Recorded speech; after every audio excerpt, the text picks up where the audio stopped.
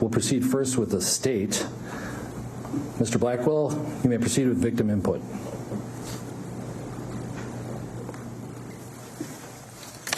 Your Honor, we have 4 victim impact statements. We will start with the 7-year-old daughter of George Floyd, GIANNA Floyd, who will present hers by video.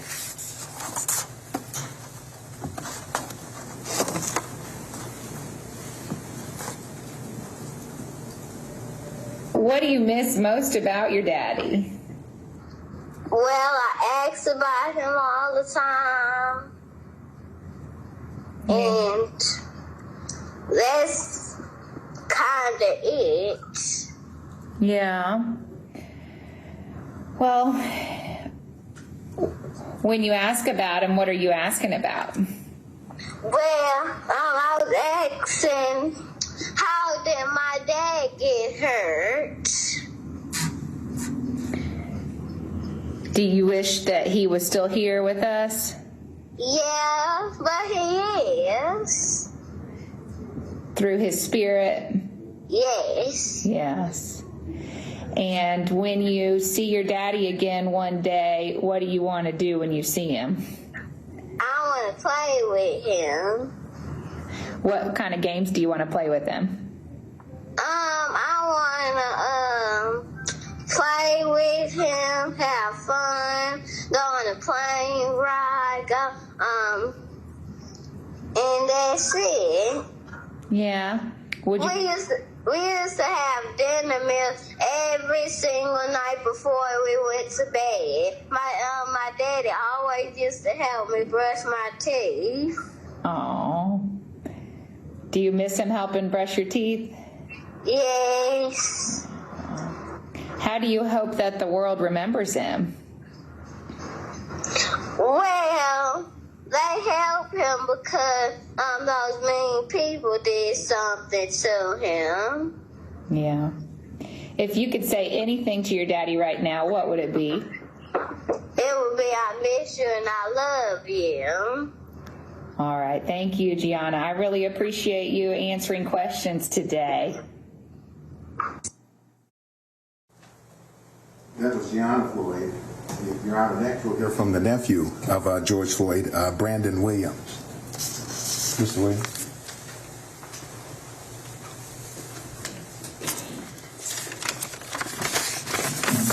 If you could begin by giving us your full name and spelling each of your names. Brandon Williams, Brandon Williams. Thank you. You may proceed.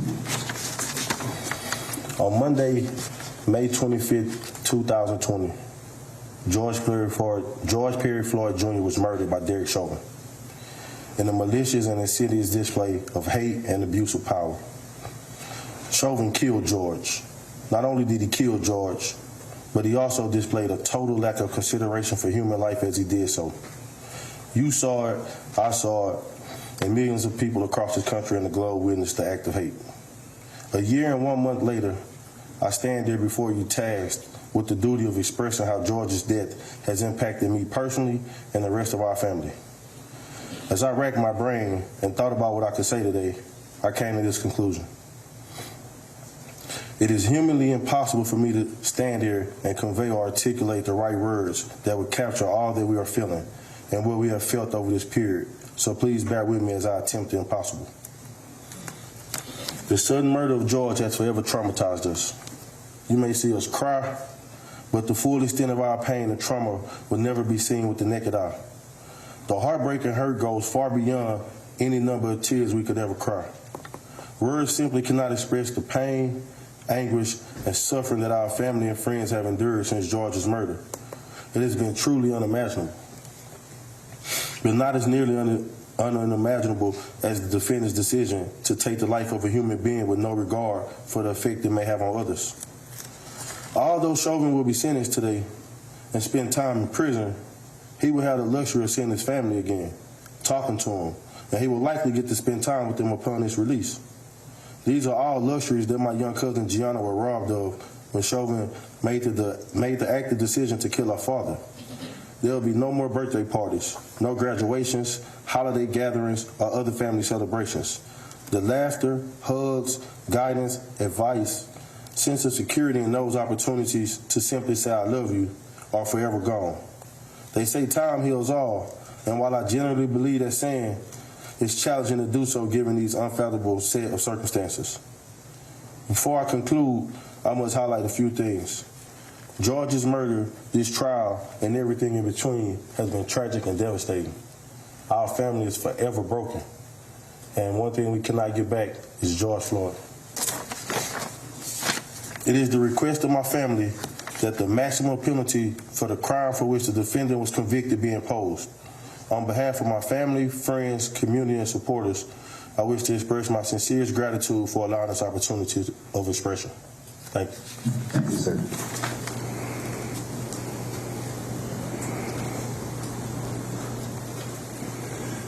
Your Honor, just for the record, this wonderful lady standing here is a Hennepin County victim advocate. Ms. Boswell is well known to the court. Yes, thank you, Judge. And so, Your Honor, we'll next hear from the brother of George Floyd, Mr. Terrence Floyd.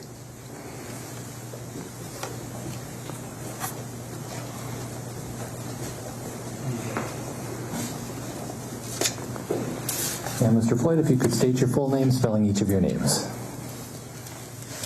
Yes. Terrence Floyd, that's Terrence, Floyd, Floyd. Go ahead.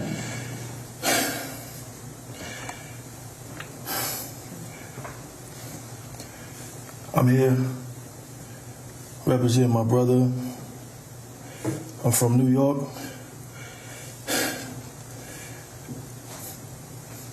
On May 25th, 2020, my brother was murdered. Everyone knows by Derek Chauvin. The facts of this case were proven beyond a reasonable doubt, and 3 guilty verdicts have been rendered.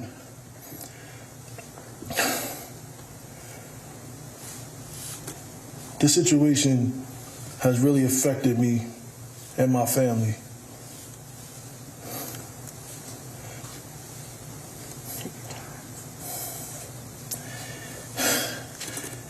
Any family member that has went through this, we are part of a fraternity of families, and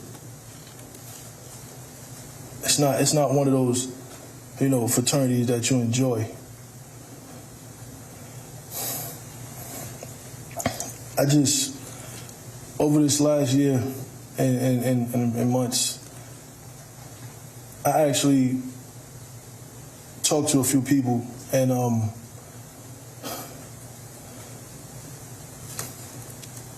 I wanted to know from the man himself why. What were you thinking? What was going through your head when you had your knee on my brother's neck? Why when you knew that he posed no threat anymore, he was handcuffed, why you didn't at least get up? Why you stayed there?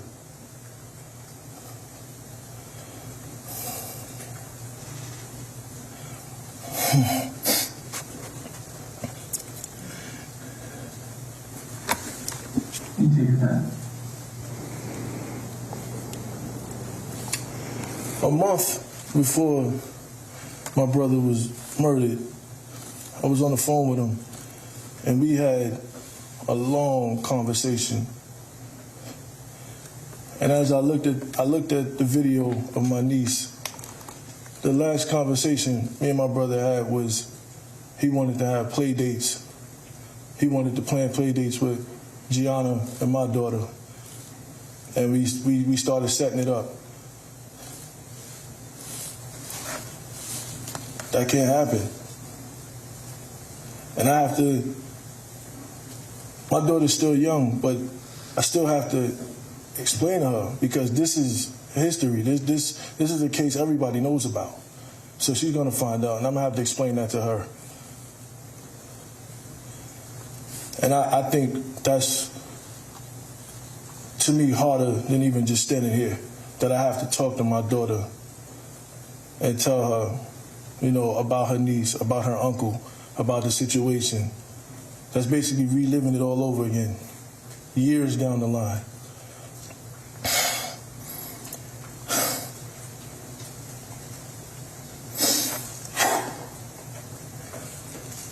I'm here on behalf of my family, on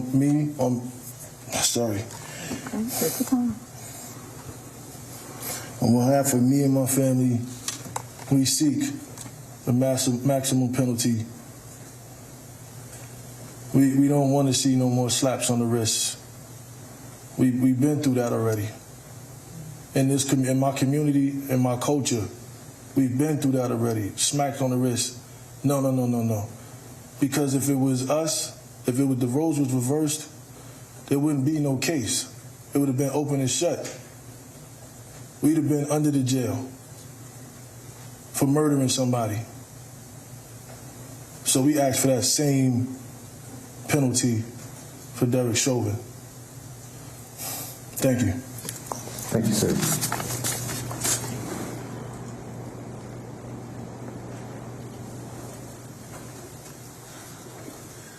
Your Honor, the final victim impact statement for the state will come from George Floyd's brother, PHILONISE Floyd.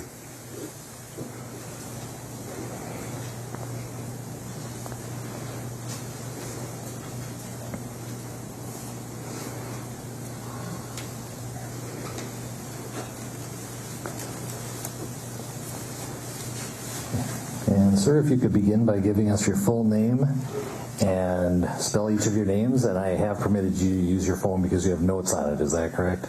Yes, sir. All right, and you may proceed when you're ready. Giving us your full name first.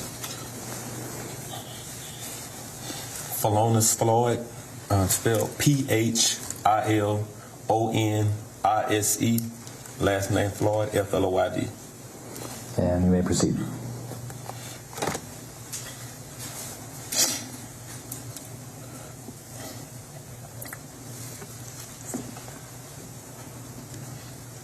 One year ago, May 25th, my brother George was murdered by Derek Chauvin and his co-defendants in broad daylight with a knee to his neck for 9 minutes and 29 seconds.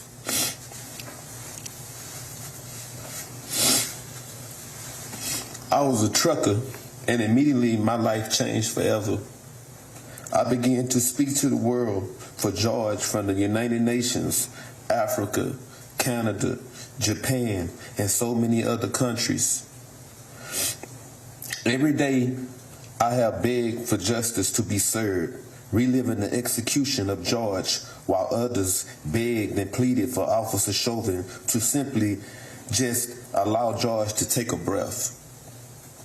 I haven't had a real night's sleep because of the nightmares I constantly have hearing my brother beg and plead for his life over and over again. Even saying, "They're going to kill me. Please, officer." Screaming for our mom. I have had to sit through each day of Officer Derek Chauvin's trial and watch the video of George dying for hours over and over again. For an entire year, I had to relive George being tortured to death every hour of the day, only taking naps and not knowing what a good night's sleep is anymore. I've been lifting my voice tirelessly every day so that George's death will not be in vain. Honorable Judge Peter K. Hill, I thank you for allowing me to share this today. George's life mattered. So my family and I, most of all, my niece, Gianna.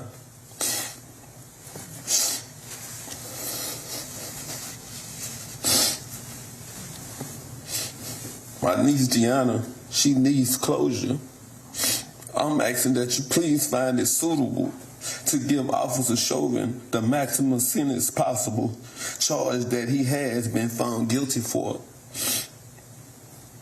My family and I have been given a life sentence. We will never be able to get George back. Daddy's our daughter's first love.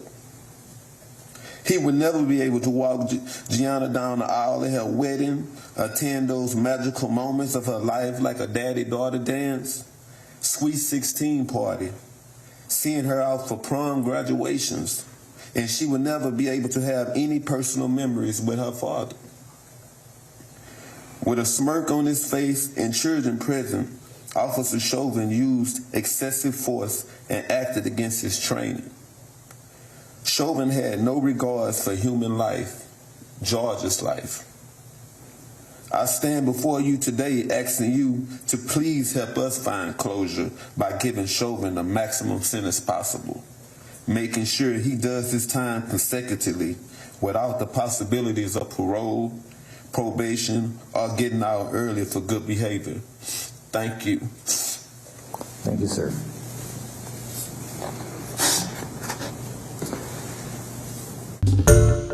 Hi everyone, George Stephanopoulos here. Thanks for checking out the ABC News YouTube channel. If you'd like to get more videos, show highlights, and watch live event coverage, click on the right over here to subscribe to our channel, and don't forget to download the ABC News app for breaking news alerts. Thanks for watching.